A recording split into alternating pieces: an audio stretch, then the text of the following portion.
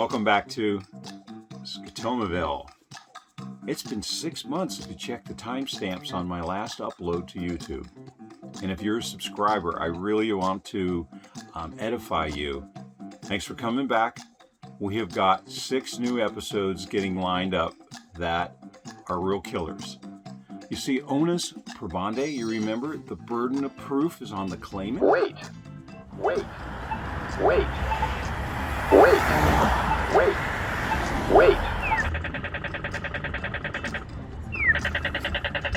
It almost goes without saying that in this episode we're going to talk about some stuff that you are very well familiar with.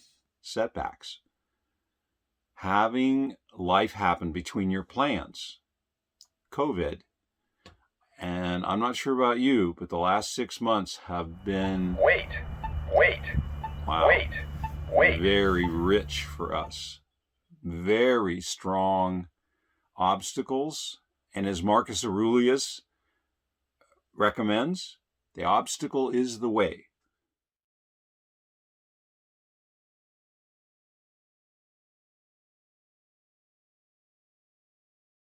Pascal, the French mathematician and theologian, recommends that you find someone who's been where you want to go.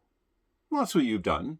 You're hoping of a lifestyle of airstreaming, right? Some variety, some expedition, if you will, a journey with a purpose. Learn of those who have been bound like you and who now stake all their possessions. These are people who know the way which you would follow and who are cured of an ill of which you would be cured. Follow the way by which they began. This channel is more about the why than the how. Nathan and Marissa from Less Junk, More Journey are great at the how. Same with Sean and Kristy Michaels from Long Long Honeymoon. Those are fabulous channels to learn the details. I want to dive in below that. You see, why? Why do you want to have a life of adventure? Why do you want to expose your independence and not be dependent? Because you're willing to take up personal responsibility for your own awareness. One of the things we have is a keyboard here. Notice that there's 3 key hooks and this one's gone. There's a blue one supposed to be here. And why is that not there? Well, here's what Daniel tends to do. He's done this once before. Fill up the tank, put the hose away, leave the stupid door open, go to Walmart. Yeah, anyway, that's supposed to go up there. Not only do you have to continually walk around your trailer and find all the different items to lock down, to secure before you take off on the road, but you have to think about your mental state and what's going on in here before you dodge out into crazy traffic or windy roads and weather conditions.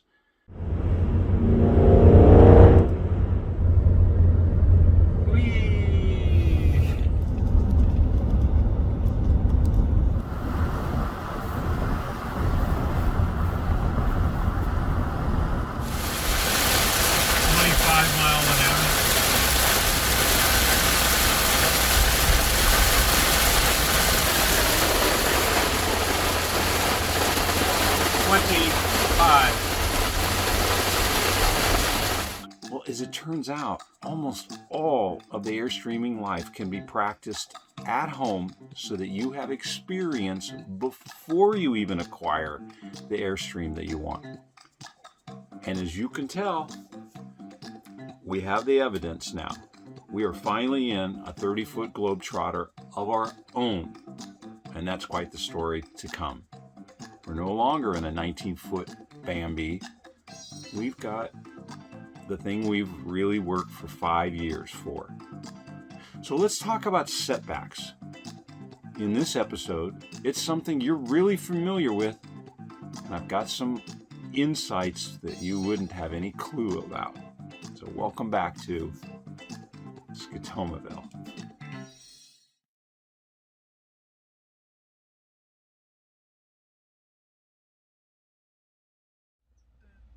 Setbacks turn out to be an excellent time to get organized, to develop habits and patterns and muscles and systems and organization, and there's all kinds of creative ways that you can use your time while you're waiting, while you're experiencing the weight of wait. And this is my Onus Probandi. It's pretty awesome. It's the day after Thanksgiving, and all through the house, piles of trash need to be taken out, but they don't pick them up, so I get to take them out. I really miss my walks to the dumpster.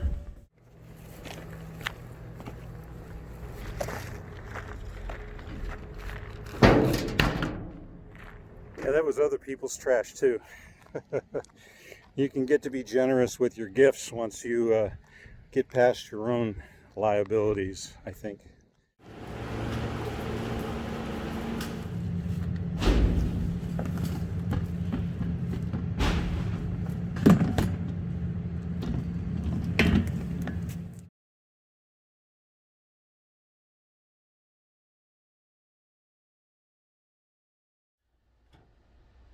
In hindsight, 6 months of waiting, of setbacks, were not that much of a loss, because I was able to focus on doing just mundane things, taking the trash out, doing maintenance, trying to stay in shape, learning who I am. Awareness is a really valuable asset.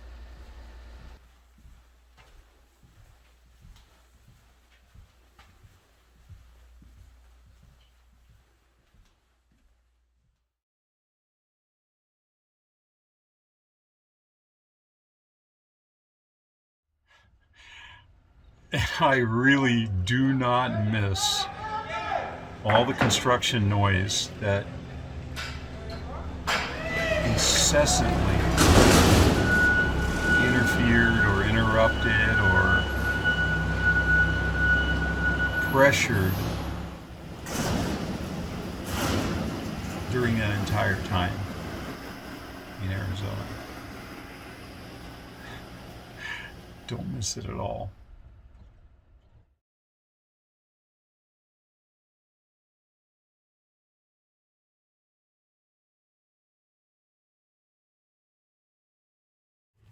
You may want to take a really close look. The 7th of April, 2020.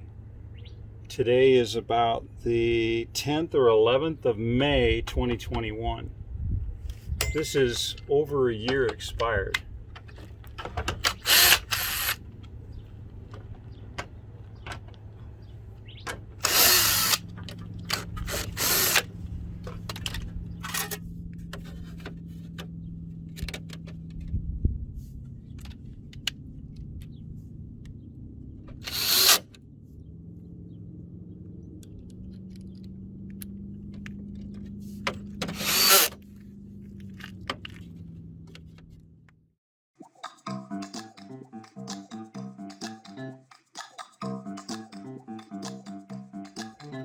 All right, I've been thinking a lot, and I have a point to make. But before I make that point, I gotta trim my nose hairs because I'm aware. See? So one of the benefits of buying an Airstream is they have these concave mirrors. And you can look right up your nasal passages. I don't know if you can see it, but you can hear it. You don't need to see it. And this stuff grows up here faster than this stuff up here now. So that's one of those things you have to find out when you're aging. So let me finish and I'll come back.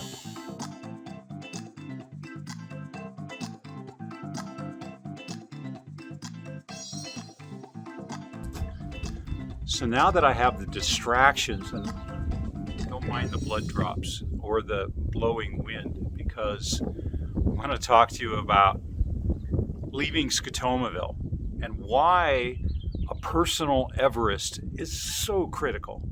You see, think of the distinction between aged and mature.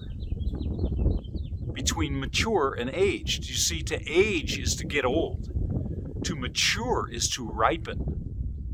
The reason why you want to be on a personal Everest or an expedition, a journey with a purpose, the reason why as a mate you want your partner to ripen, not get old, is so that the quality of your life becomes richer. See, there's a little subtlety about getting out of SCOTOMAVILLE, right? Getting out of SCOTOMAVILLE. Let me say it again. You don't want to grow old. You want to ripen. You want to mature, not just age. So setting off on an expedition, no matter what your chronological age is, it's an excellent time to start your maturation, if that's the word, your ripening, becoming more of who you are and knowing who that is. For me, I'm 66 now. I think I have a pretty good idea of who I am. And I'm pretty confident to share that journey with you. In all of its glory or horror. The Airstream's just bait. It's the set. It's the stage. And I am very grateful to have it, because at the bottom of Maslow's hierarchy, the why I'm Airstreaming, a secure place to sleep, a fabulous place to visit, more experiences of who I am, and to share that with Angelina. Life doesn't get much better than that. This explanation wouldn't be complete without her point of view. You see, it was 2005 when I left on my first Transamerica cycling, and 6 and 7. And you were very supportive. I needed him to go grow up, is what I needed for him to do. I was going to say, you could tell them the truth.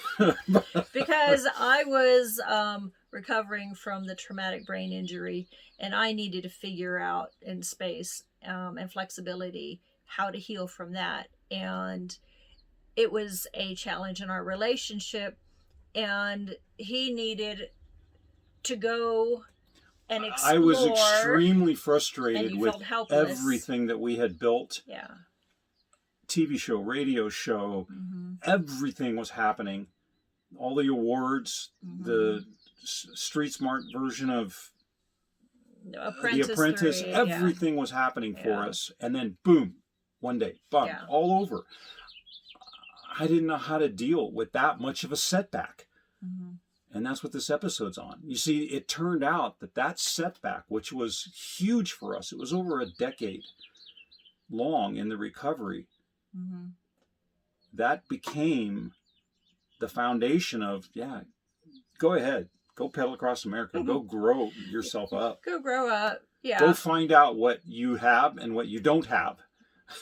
Awareness, listening skills. Yeah, and and I've always been from the mindset of, you don't complain, you figure out a solution and around about it. And we're both wired differently, and during that time, we're just wired differently. So I knew you needed an adventure because that's what you were hungry for, and I needed to heal, and I needed the absence of that so I could listen to how I needed to heal, and you needed to go for me to hear intuitively how I needed to take care of myself, and you needed to go for yourself to discover what was yet to be revealed. And I'm very proud of you for doing that.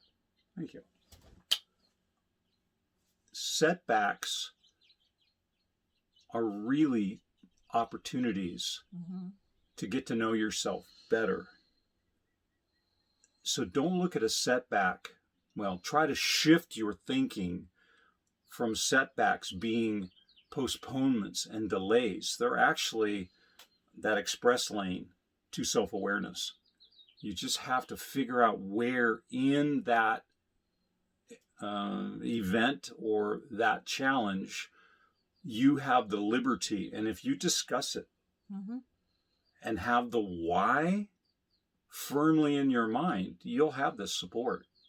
Yeah. She knew I was going not just to go chicky-poo around and pedal around America, but that I was going to go sleep in the frickin' snow and, you know, and travel without a cell phone, 4,300 miles. And that was a lot of, I don't want to say suffering, but it was endurance. Rite of passage is what comes to mind right now. You know, young men have or used to have a tradition of rite of passage as a teenager. And as a man, you're turning 50 years old. Right. And that's where things shift in men chronologically in their lives. It was another rite of passage process. Andropause was just beginning. So in all, once again, look to setbacks to accelerate your maturation and not just endure them for the age. I get excited about who we become in the process. Who am I going to become through this setback or challenge or unexpected journey that I need to now navigate through? Like Chris's death. Who am I going to become through it? Spoiler alert, they don't know yet. Jim Rohn used to say, "A book you don't read won't do you any good." It's a mystery, he said. Grand mystery, why people don't take the action necessary. They think, yeah, I want, but then they don't. One of the distinctions I want you to make is the difference between a dependent and an independent person. An independent person takes responsibility for their welfare, for their wellness, and not just by, yeah, I should do that. That's a good thing to do. No. Taking action is the distinction. What we're saying is that the action you don't take won't help. It's the actions that you do take that make a difference incrementally, little by little. You get up your personal Everest by making small changes and sticking with it. Yeah?